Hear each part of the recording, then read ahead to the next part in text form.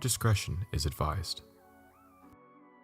What's going on, everyone? Welcome back to the Scale News Update. If you're not familiar with the show, this is where we talk about the news topics that happened in the scale world of RC over the past week. If you enjoy the Scale News Update, hit the like button. Let's jump into this week's topics. First for this week, Kyosho released a new version of their Fazer platform, this time with the 1965 Buick. This is a Buick Riviera, and this body looks fantastic. They just kill it with these old school bodies, and the platform underneath, very basic brushed, just tub chassis on-road platform that is really just designed to make the amazing looking bodies on top move around. The platforms are good, they get the job done, but the real showpiece is just what they set on top. And this one again just knocks it out of the park. This is probably one of my favorites up to this point. This platform is also a pretty affordable one, so if it catches your eye, you'll find a link to the Kyosho website in the description below, and they'll hit the regular dealer retailer sites here before long also. Alongside the release of that 65 Buick Riviera, they also released a lime green version of the 1970 Charger that they released some time back. This just a new color. Beyond that, it's the exact same car that you saw before. They also released one additional Fazer, this 2006 Subaru WRX. This is a drift version, and the platform is basically unchanged. It just comes with some drift tires, and it has the body style on top that they felt is appropriate to put a drift platform on. The platform underneath, it's not going to make a top quality drifter. It's, the MSTs and the Yokomos definitely going to be the area to go if you're looking for a, capable drift. This will just slide around. I don't know that you could say a ton more about that, but if you're just a big WRX fan, this is a great looking body.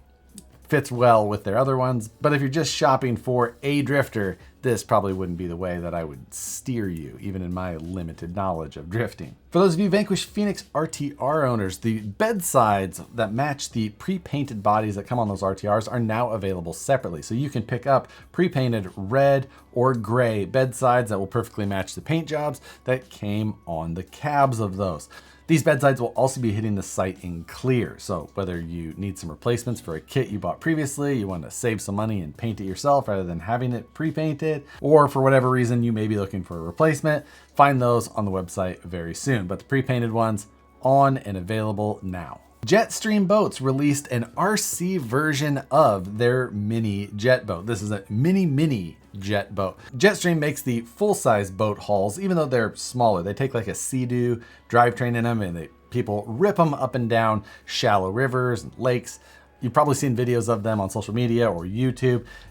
Overall, just super cool. But even cooler, they released a miniature version for the RC world. Now, this does come as a weld it yourself kit. It's a little bit under 300 bucks, but it's an aluminum hull that's, you need to TIG weld or, spool gun weld together yourself or by some sort of competent welder. So it does take it a little bit outside the realm of just the, everyman project, but it's pretty cool to see them take their full size, scale it down to, the RC world.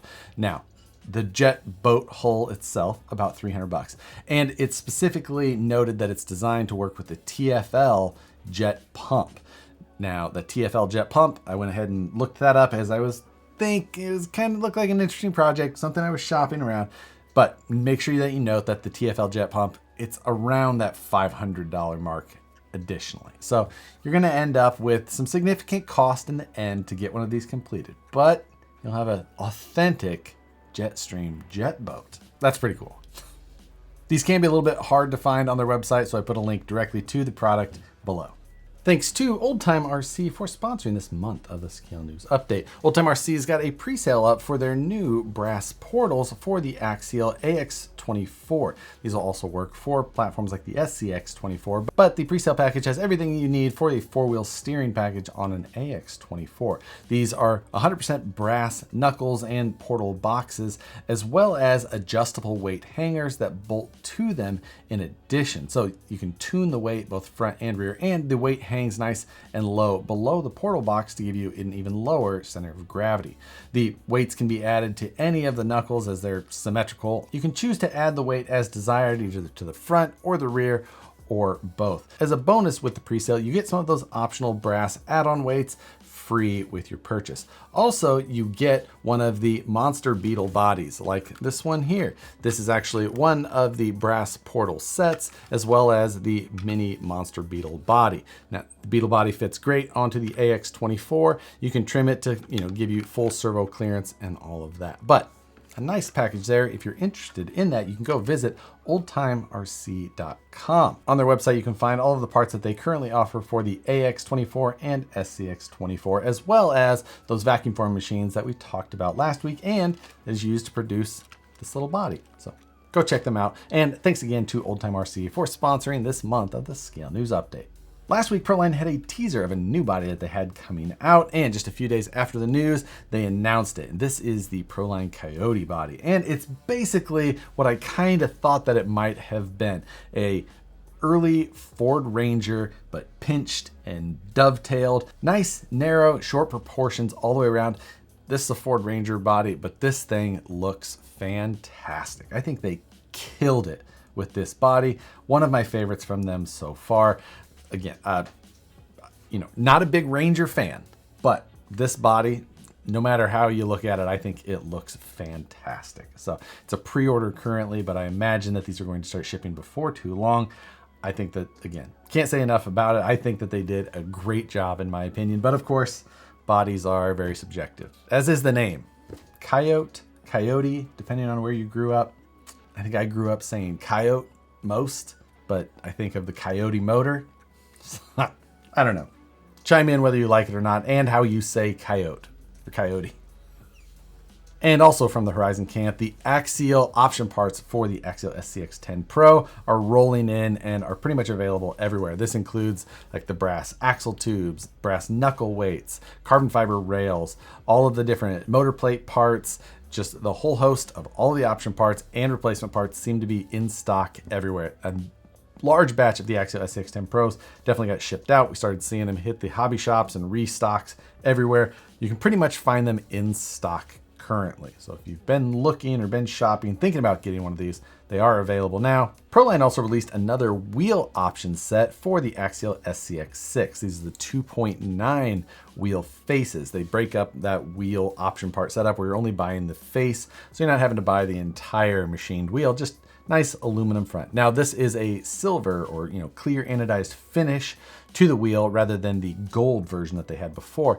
These are still the Method MR305, I believe, and these have a +2 offset. So these are gonna give you a little bit more width overall compared to the factory wheels or the previously available aluminum wheels. This week, JConcepts released 4 new chrome bumper options.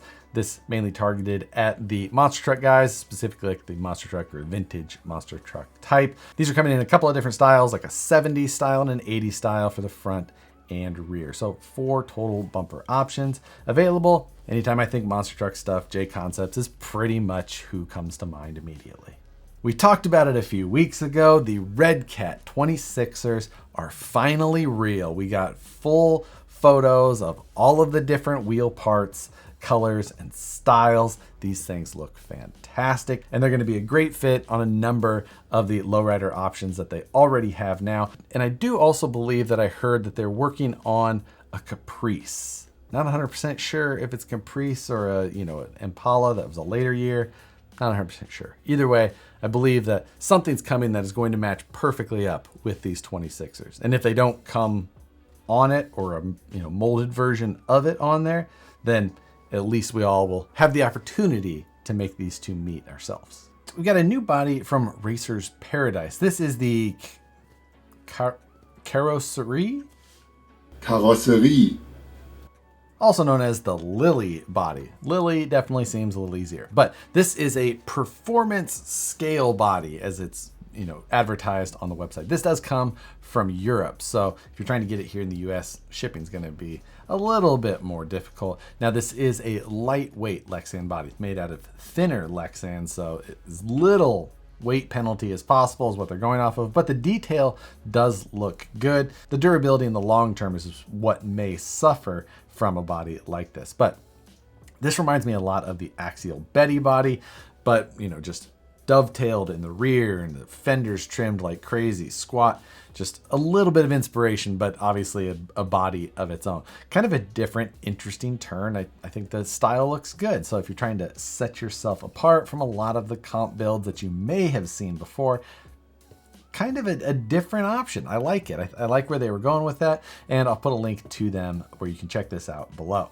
West Desert really just released an aluminum micro servo winch mount for the front of the Capra. This is built to fit little winches like the Reefs Micro 99 winch. So just tucks up in front, just nice and compact. This is an anodized aluminum servo mount for that. So not a 3D printed piece, something a little bit more substantial, but the retail cost of this is $40. And you can choose to buy the Reefs Micro 99 servo winch with it also, if you like, or you can just get the mount itself in case maybe you already have it or you want to source it from somewhere else. Nice to see a machined aluminum option part for this situation. And if you'd like some more information on it, I'll link to West Desert Wheeler's site below. Speaking of Reefs RC, they just released a machined aluminum servo saver. This is a standard 25 tooth design. It's got a double clamping setup on it to make sure that it sits on there nice and firm. And it comes with 2 different springs to be able to adjust the tension on that servo saver itself. I believe that you also have some fine adjustment, but the spring rates themselves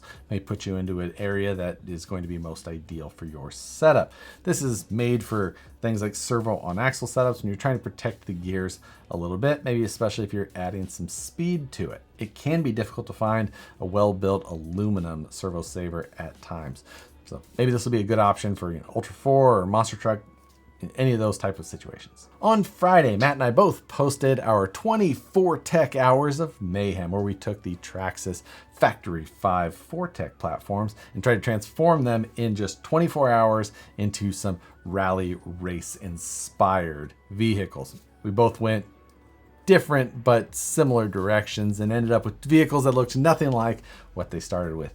If you're looking for something to watch, go check out both of those episodes. It was a lot of fun, and I think the outcome of both of those vehicles turned out pretty good. This Wednesday, I'll have my most recent update for the Road to the Rockies series. We're prepping cars to take them out to the Rocky Mountain Regional Championship in Colorado, hosted by Team Garage Hack. So making progress. Using the word prepping cars, still a bit of a stretch, as we're definitely just trying to at least get the Class 1 100% done. But the other ones are still going to make it. At least one of them. Probably. I'm confident-ish. Go check that out on Wednesday morning. After that, check out the livestream takeover Wednesday evening, 6 p.m. Pacific, 9 p.m. Eastern. Matt and I's weekly live show, multiple years in a row without missing an episode now. So if you've never come and hung out, put it on your calendar now. This week, while perusing social media, I ran across a situation that I've seen 100 times before, and that's someone who didn't have the skills to solder something, went around in a different way to try and get their task accomplished, and possibly created a hazardous situation. But thinking back, there was of course a time that none of us knew how to solder, and there's skills that all of us probably take for granted that you know how to do, that you've known for a very long time. Someone taught you, you learned when you were a kid, or you took the time to develop it yourself as you felt the need to in one of your hobbies.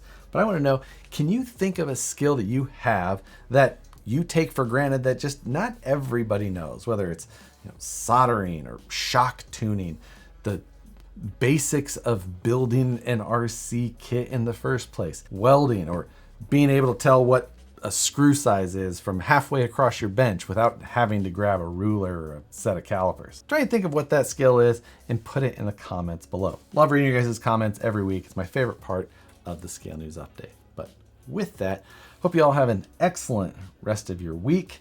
Hit the like button if you enjoyed the Scale News. Subscribe if you're not already. Hit the notification bell so you see the videos as soon as they get uploaded. And as always, thanks for watching. We'll see you on the next one.